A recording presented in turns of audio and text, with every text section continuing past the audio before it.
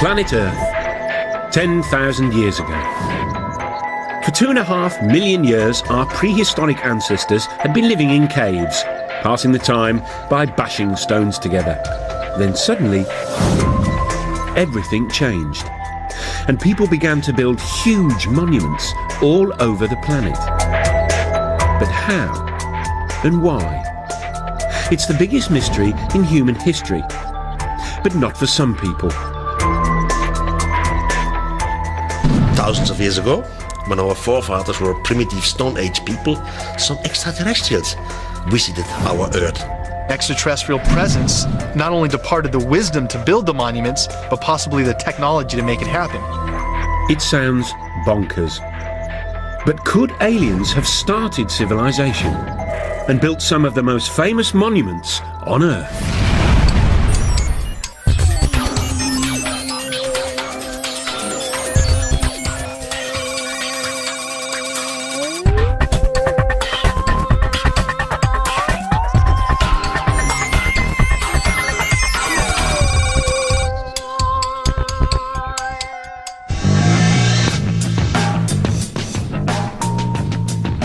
All over the Earth, there are giant stone monuments.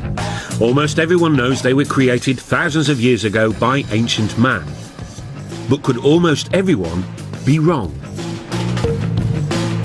According to the official history books, buildings like the pyramids and Stonehenge are triumphs of human engineering, which mark the beginning of our human civilization. But there are a few nagging questions about them, like why they seem to appear out of the blue.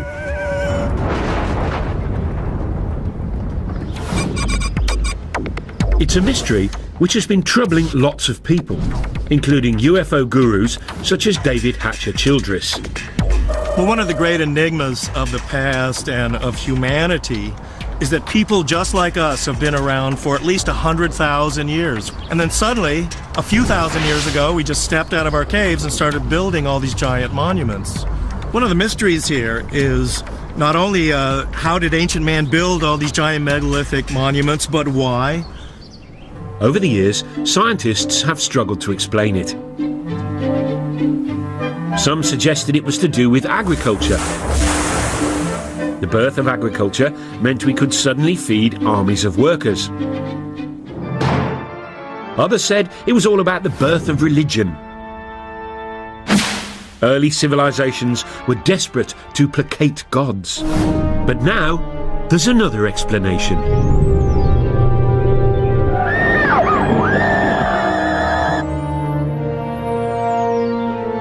One group of people say that most of these monuments were built or designed in the distant past by aliens who visited our planet with their super advanced technology.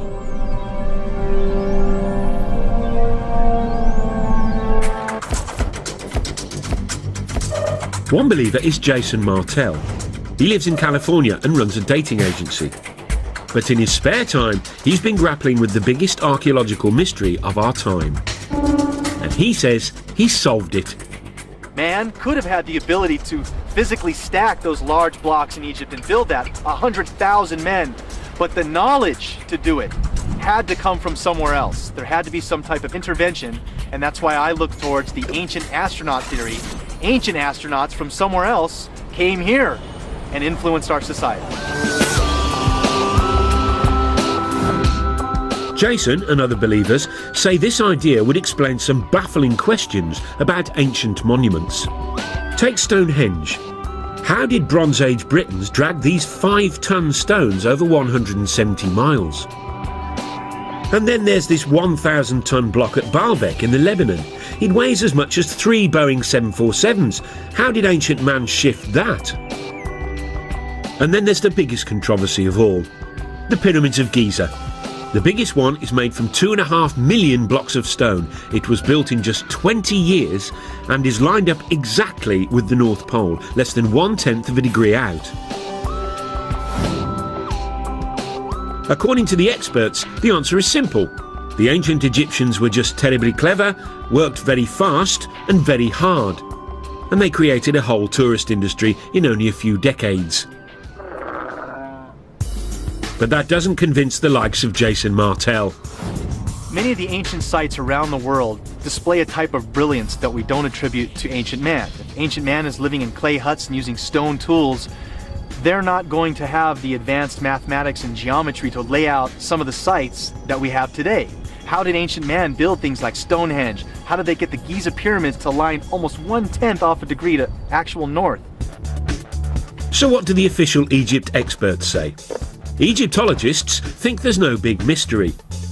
Archaeologists, they say, have dug up lots of evidence near the pyramids. The broad features are fairly clear. We've got the barracks where the workmen lived, we've got the tombs of the architects. Also, for some of the unfinished pyramids, we have got the ramps which were used to drag the blocks into place.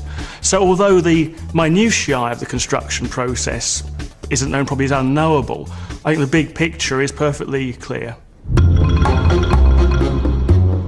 The problem for believers in ancient alien astronauts is that we can't ask the aliens themselves. Or can we? Lisa Royal Holt says that she knows that aliens built ancient monuments. That's because she is an intergalactic medium who's in direct spiritual contact with an alien called Sasha. Apparently, Sasha lives billions of miles away, but luckily, reception is crystal clear. Over to you, Lisa. Well, greetings to you. This is Sasha. It is a pleasure to be with you this day, and we are so excited that you have an interest in this subject matter. Our intentions for our interaction with Earth humans is absolutely, totally in peace, love, and joy. Thank you, Lisa. I mean, Sasha. That's very reassuring. But what about the pyramids? Who built them? In ancient days, my forefathers came to Earth. We were seeking another place to colonize. The monuments were built by extraterrestrials, usually for actual scientific purposes. OK, we'll be back with the aliens soon, so we can hear firsthand about what experiments they got up to. But first, let's meet the godfather of the ancient alien astronaut theory, the man scientists and archaeologists love to hate. Traditional archaeology don't like mysteries. They have the answer for everything. They just declare something, and the rest of the world has to believe it.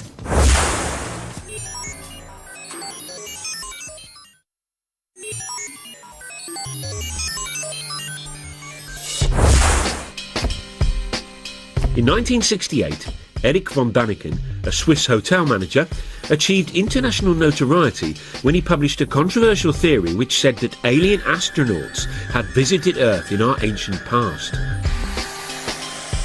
Now, it wasn't the first time it had been suggested extraterrestrial beings had come to Earth in prehistoric times. This, after all, had been a staple of science fiction fantasy for years. But Erich's idea had a rather crucial difference. He said it was true. His book, Chariots of the Gods, sold more than 60 million copies worldwide. And he quickly became an international superstar. Erich seemed to give the world a brand new space-age version of human history. Thousands of years ago, when our forefathers were still Stone Age people, some extraterrestrials arrived. Von Däniken argued that those extraterrestrials helped build ancient monuments. His career as a solver of ancient mysteries began, he says, in the 1960s. While other people were taking drugs and generally rebelling, Erich was pondering ancient buildings, and one in particular, the Great Pyramid of Egypt. Built as a tomb for the pharaoh Cheops, it's made of 2.5 million stone blocks. Some of the biggest weigh up to 80 tons and were transported from quarries hundreds and hundreds of miles away. And that was 1,000 years before the invention of the wheel. To Erich von Däniken, that posed a huge question. Not why the aliens didn't give us the wheel, but another big question. This is the largest man-made monument on Earth. with a height of about 450 feet and weighing 30 million tons. It's quite a piece. I mean, for a group of people or architects who came right out from Stone Age time.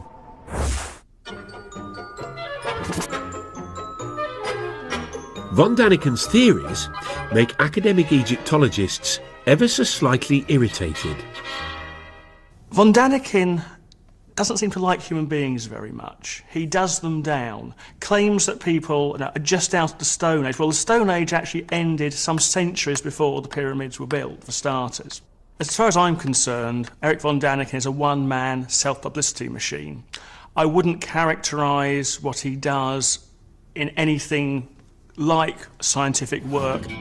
But no matter what the experts say, Erich has stuck to his guns.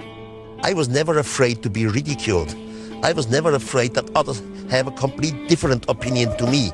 It's wonderful. It's their freedom. But I at least read most of the archaeological books, while the other side, they have no idea what Erich von Daniken says. He states that you couldn't cut granite except with laser beams. Well, it's been shown that using a copper saw, using just ordinary desert sand as an abrasive, within a week or so you can slice through a great chunk of granite. As far as the professionals are concerned, Egyptians didn't need big lasers and big UFOs to move stones. They relied on their big Egyptian muscles. The transport of blocks of stone isn't an issue. Egyptologists have actually done experiments with large numbers of people in a large block of stone, and you just pull it. Some of the blocks came from Aswan. Take the ceiling of the King's Chamber. This is from Aswan, but this is 1,000 kilometers away from here. It's not so easy. There's actually a carving in an Egyptian tomb showing them moving a huge statue exactly by that, simply by muscle power. So there's no mystery about how the Egyptians moved great blocks of stone. And here it is. There are no aliens in this ancient Egyptian carving of the pyramids being built, unless they're cunningly disguised as ancient Egyptians, which is probably why it doesn't appear in any of von Daniken's books. I fail to understand why people can't simply grasp the fact that these things were built by the men and women who lived at that time in that country. The logic just seems irrefutable. There are some other obvious quirks in Erich's theory about the pyramids. For one thing, he says after the aliens left, humans did build some pyramids, using alien technology left behind. How did they do that? That's another mystery. He's not quite sure. He also says the pharaoh's tombs were actually a cunning attempt to copy the alien science of cryogenics, which preserves the dead in a state of suspended animation. Von Daniken was quickly dismissed as a crank, and still is. But the archaeologists don't have it all their own way, for there's one irritating little puzzle they haven't been able to solve yet. According to the scientists, the Great Pyramid was completed in just 20 years.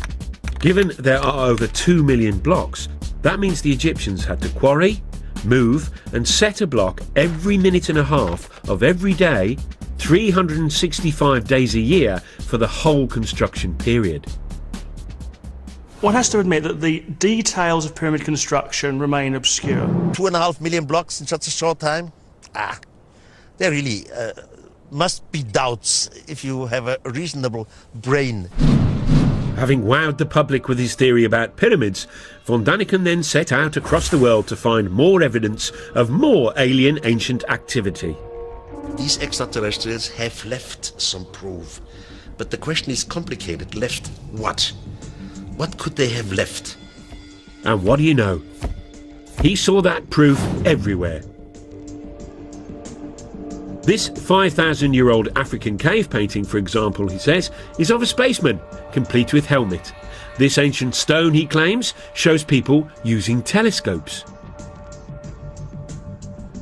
And when he climbed into this Mayan tomb in Mexico, he found what his book would later say was a carving of what seemed like an extraterrestrial traveller in his spaceship. Hunched over the controls, the alien seems to have his breathing apparatus in place, and flames are spewing out of his rocket. According to von Daniken, it's just like the liftoff at Cape Canaveral. And then he said he had the revelation which proved his idea had to be true when he visited South America and flew over the famous Nazca lines in Peru.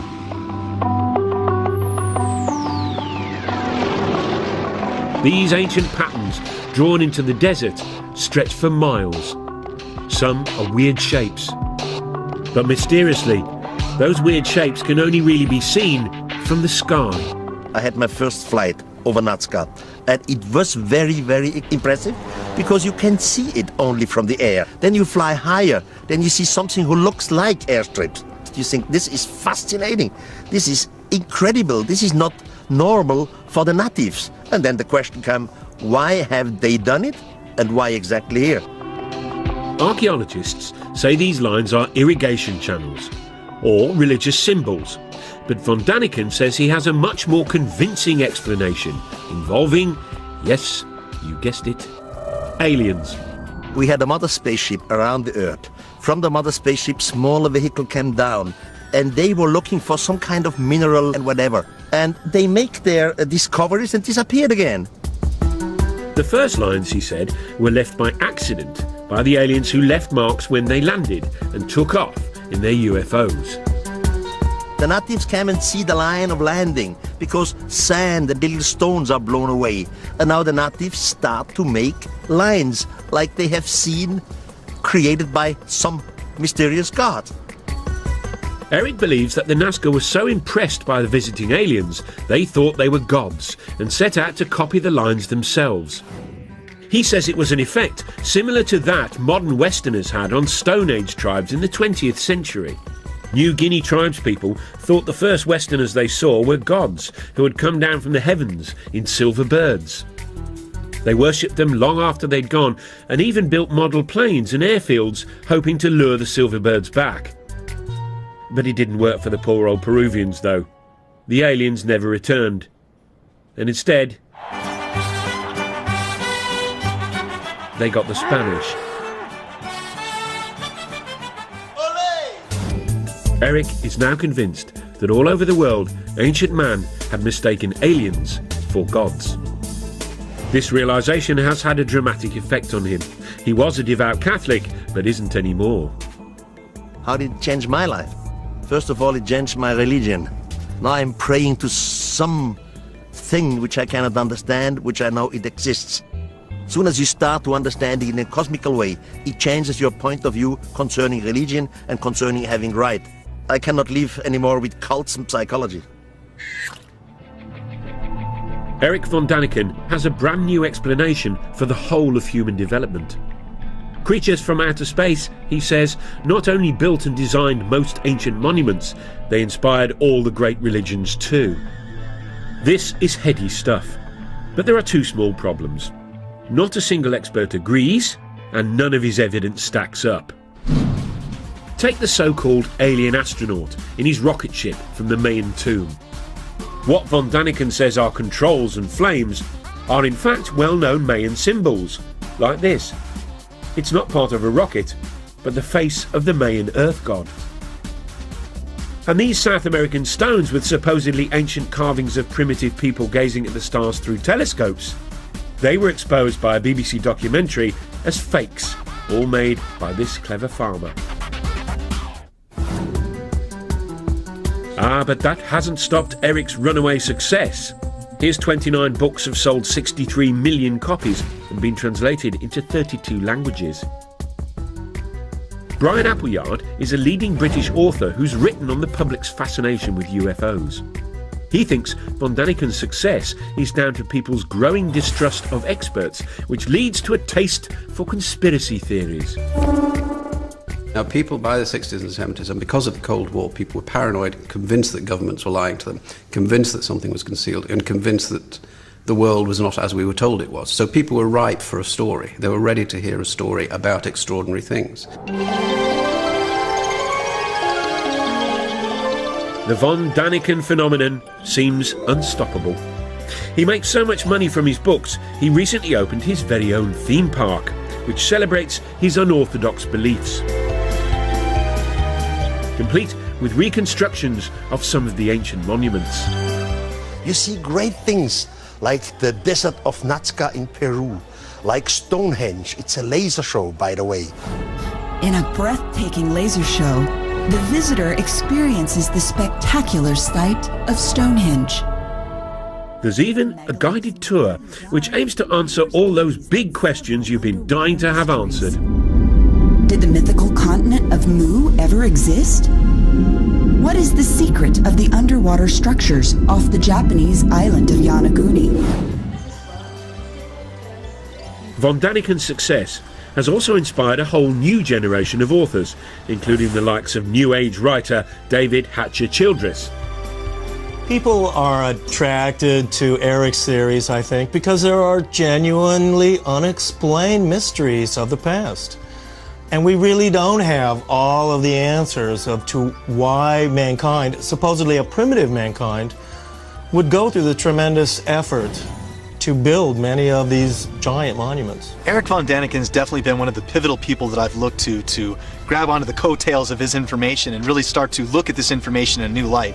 But these new believers have a battle on their hands. Scientists don't care whether the mythical continent of Mu ever existed. If aliens visited the Earth, scientists want proof. I think the first thing I would say about whether the knowledge to build pyramids was given to the Egyptians by extraterrestrials is simply, where's the evidence? If you think about man's fairly limited extraterrestrial experience of going to the moon, look at the amount of space junk which has been left around simply by going there and coming back. Wouldn't you have thought that if spacemen had been to Egypt and had been teaching the people how to do these things, there'd be at least the odds of leftover broken plastic somewhere? The believers, though, say they've found some evidence, although whether it's very convincing is a whole different question. According to them, aliens did leave some space-age technology behind. This 2,000-year-old pottery jar, for example. It was discovered in Baghdad in 1938. Inside it were copper and iron rods, similar to a modern battery. Back in California, Jason Martell has built his very own replica.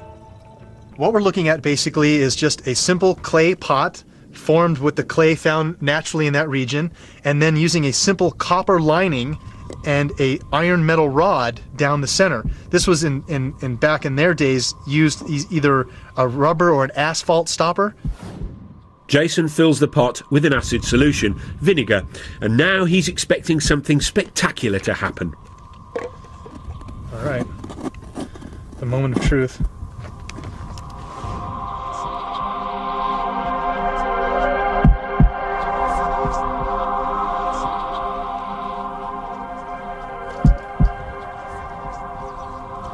Getting some little numbers here. See that spike? It's going off the chart here now. Look, there we go. See that? Generating 4 volts right there.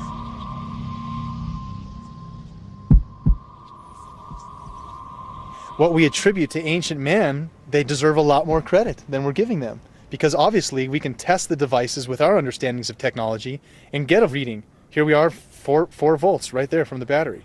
So obviously they were able to make this happen. What were they using it for? Very possibly electricity. Now, what ancient Iraqis might have done with 4 volts of electricity, nobody's sure. As for aliens, why would they need an old clay pot when they can zoom through interstellar space? If making a little pot, filling it with vinegar and sticking a bit of copper in it, and then seeing that there's some bubbles appear, is space-age technology, fine. Back at Eric's theme park, the Baghdad battery is given pride of place, alongside an object based on an Egyptian drawing which he claims was an electric light bulb. The Egyptologists, though, say it's a well-known symbol and is actually just a snake inside a flower. The spoil sports. But Eric is convinced the ancient Egyptians used electricity to light up the dark passages in their pyramids. Someone must have nicked all the wires. Now, you may have been thinking that aliens could have brought us something more useful than the odd light bulb. Well, the same thought occurred to this man. He believes they brought the technology to tap into a cosmic energy source, which they then linked to all the ancient monuments on the Earth. funny. He doesn't look crackers.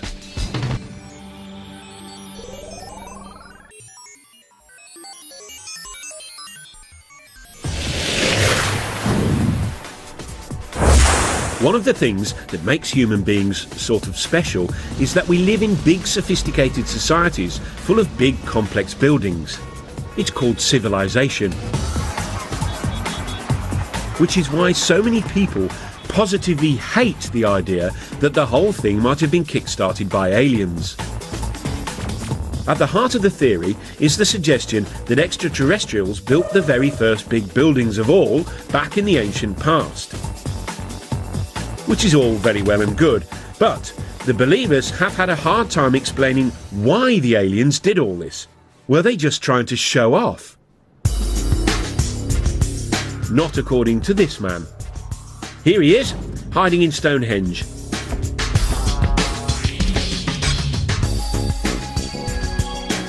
Now, according to the scientists, Stonehenge was built in 3000 BC. The 5-ton stones were dragged 170 miles by ancient British people to celebrate the sun, it's thought. Which is all very interesting. But not quite interesting enough for David Hatcher-Childress. He says Stonehenge might instead have been a fuel stop for ancient aliens. He came up with his interesting theory after he discovered what he says are mysterious energy lines. He believes the Earth is covered with these invisible lines in a strange network. If it all sounds a little unlikely, it has at least got a cool-sounding name. The World Energy Grid. The World Grid is an intelligent geometric pattern of the Earth and its energies. A wave of the sunlight hits the Earth and wraps the Earth like a ball of string of energy, creating this energy grid. As you might have guessed, no scientist believes in this grid or the energy that it apparently contains. But according to Hatcher-Childress, that's just because they're too sceptical for their own good. The aliens, though, knew about the energy grid and tapped into it. How? By building ancient monuments on key intersections of the grid, obviously.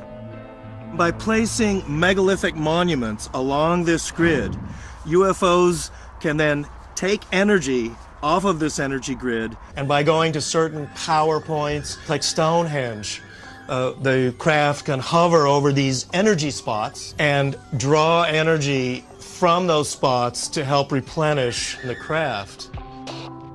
Now, why these giant fuel stops are all built out of big lumps of stone, Childress doesn't say.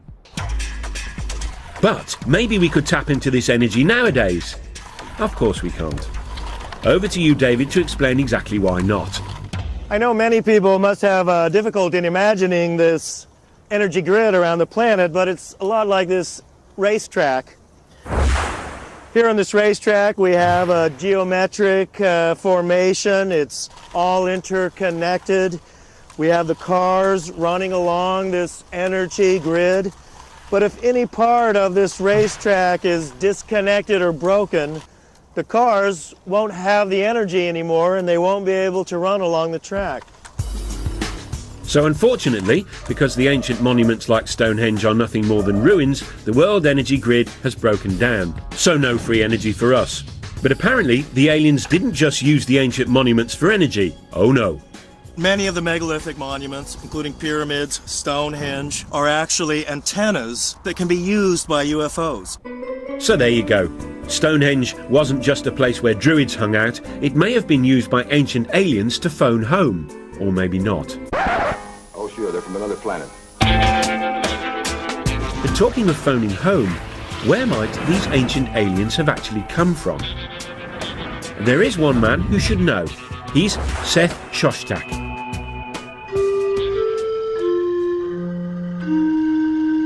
He heads up SETI, the Search for Extraterrestrial Intelligence.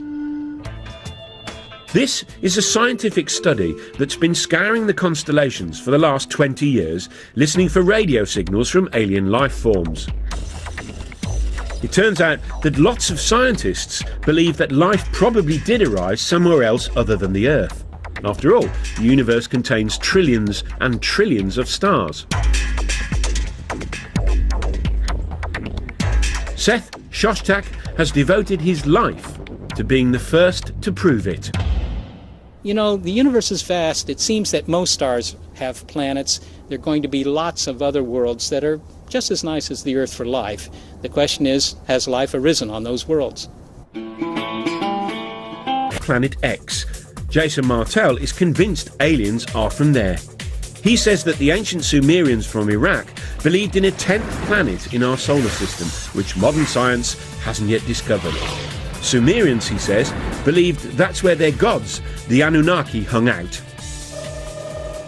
Again, the Anunnaki are the beings supposedly that come from Planet X, another planet within our solar system that modern science is currently trying to look for. That planet does exist. It's possible we have ancestors living on that planet.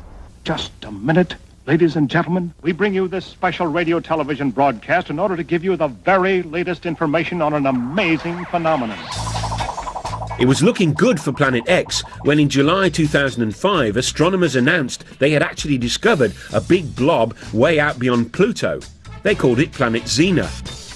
But they've now realised it's really small and full of gas, so not likely to be the home of the Anunnaki or our ancient alien visitors.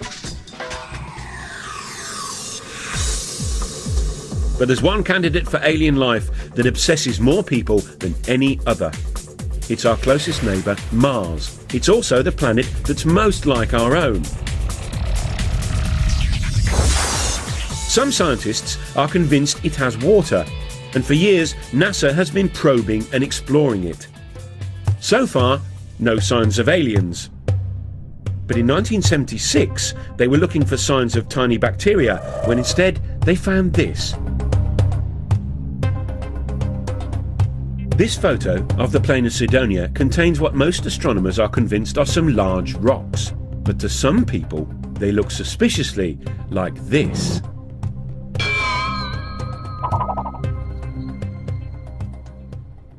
Here's one guy who thinks that's exactly what they are. Tom Van Flandern is a renegade astronomer who has his own theory about Mars and junk. You see, according to Flandern, Mars is really the moon of a planet where extraterrestrial humans first evolved, but had to leave in a bit of a hurry when it exploded. Left behind was all sorts of junk, including pyramids.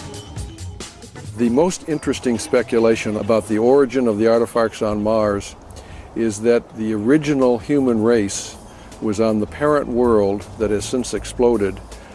They built things on their moon, Mars, but before the end of their civilization, which they saw coming, they transferred their species to the most nearly habitable planet, which would have been Earth.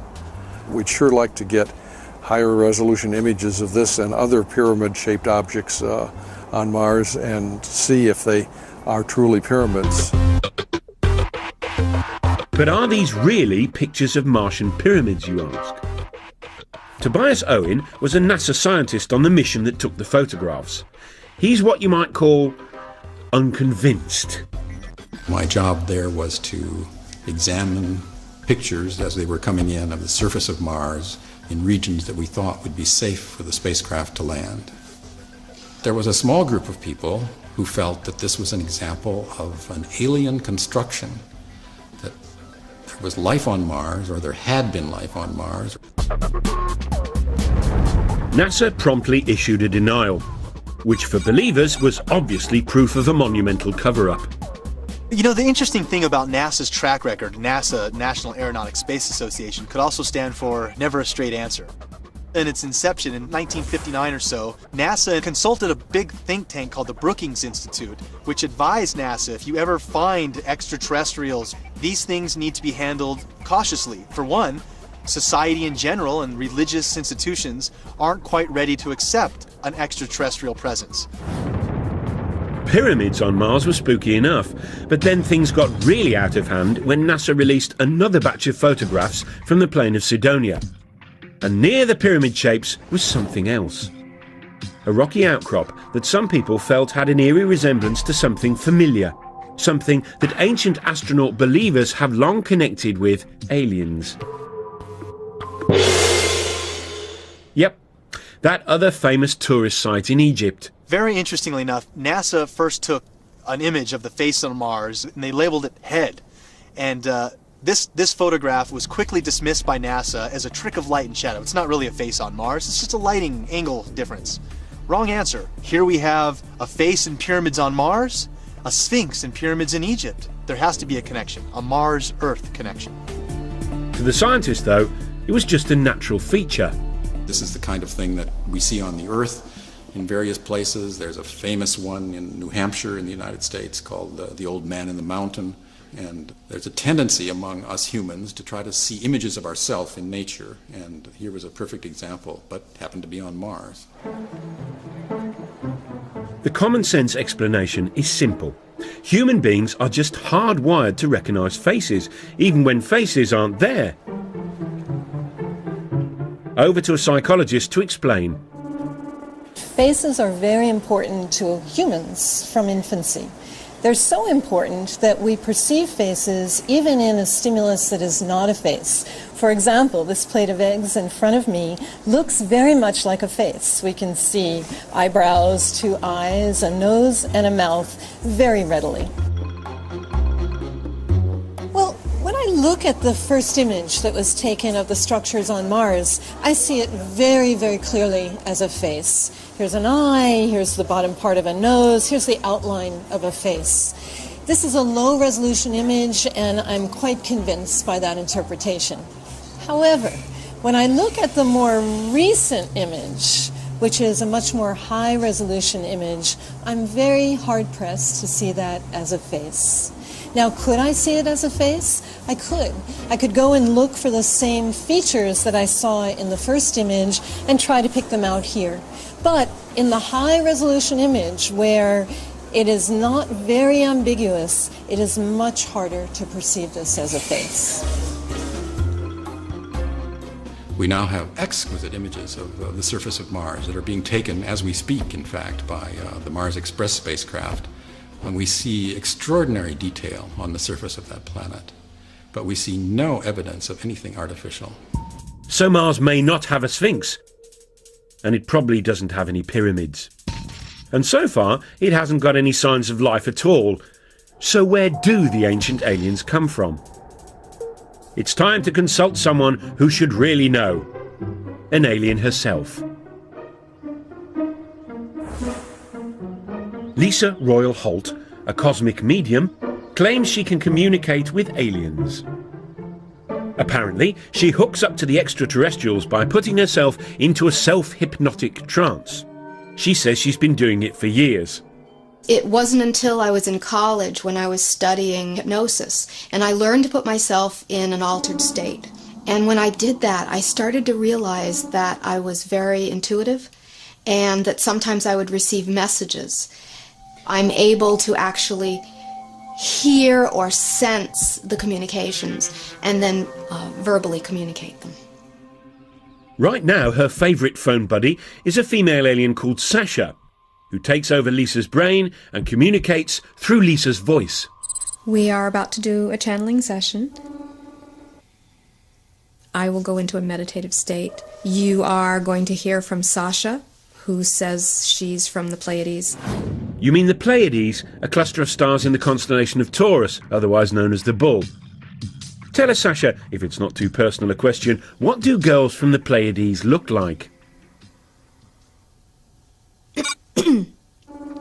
In my world, I actually do have what you would know to be a physical body, though it exists in a slightly different dimension. I could walk down your street and pass as a human, but you would probably look at me and feel there was something strange about me.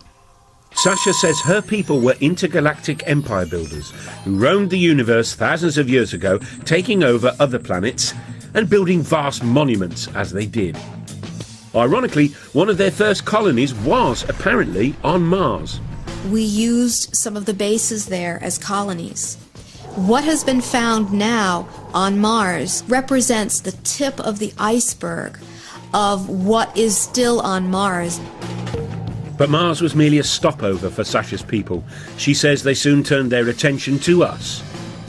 My forefathers thus have been very interested in Earth for a very, very long time. It's time to find out the answer to the biggest question of all about the ancient astronauts. Why did they come here? According to Sasha, they may have been up to more than building monuments and starting civilization. Could they have created the human race?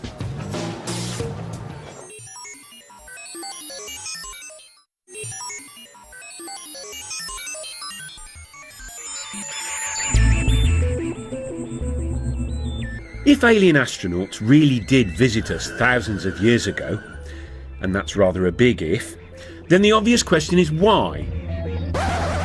What is it? I don't know. Well, according to Lisa Holt, or rather her alien mate Sasha, there's a perfectly sensible answer. The aliens chanced upon our pre-human ancestors and then started messing with our DNA, a process she calls upliftment. My sources have said that the extraterrestrial genetic projects on Earth have been going on for thousands of years. If your pre-humans were not uplifted by extraterrestrial genetics, your evolution as human beings would not have progressed as far as it has. You would still be in the evolutionary phase if it was not for the little bit of upliftment that was done. Lisa and Sasha are not the only people to believe this theory. They came here 300,000 years ago, created a primitive worker based off the Neanderthal man that was here evolving naturally, and created us. So an extraterrestrial crew comes here.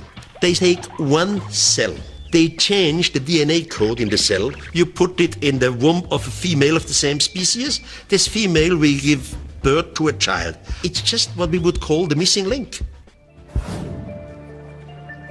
If the believers in ancient aliens are right, then evolution didn't gradually create humans. We were instead cooked up in the alien equivalent of a test tube. Spooky stuff. To me, that explains so much. And it also explains psychologically a sense of abandonment that the human race seems to feel. That these beings helped in our creation, but then never allowed us to remember who our parents were. Now, it all might sound like cobblers, but the notion of visiting aliens as godlike creators takes alien conspiracy ideas to their ultimate conclusion. And for author Brian Appleyard, it even hints at the role aliens now have in our culture. The idea that aliens once visited Earth and gave us this technology, this capacity, and pointed us up some progressive path, showed us the way to go, is a great idea for people to hold on to. Because one of the problems of the modern world is that people don't have anything to hold on to. And the story of ourselves we're given by science is frankly that we're nothing, it doesn't mean anything. The thing about the alien in the past is that it gives us a story. And that's fundamental to what people need to believe about themselves. Whatever comfort the idea that aliens visited us in the past gives some people, chances are it never happened. But hey, if it did, then maybe, just maybe, the greatest monument they left behind wasn't a giant feat of engineering, like the pyramids, but a brilliant little piece of genetic engineering called us.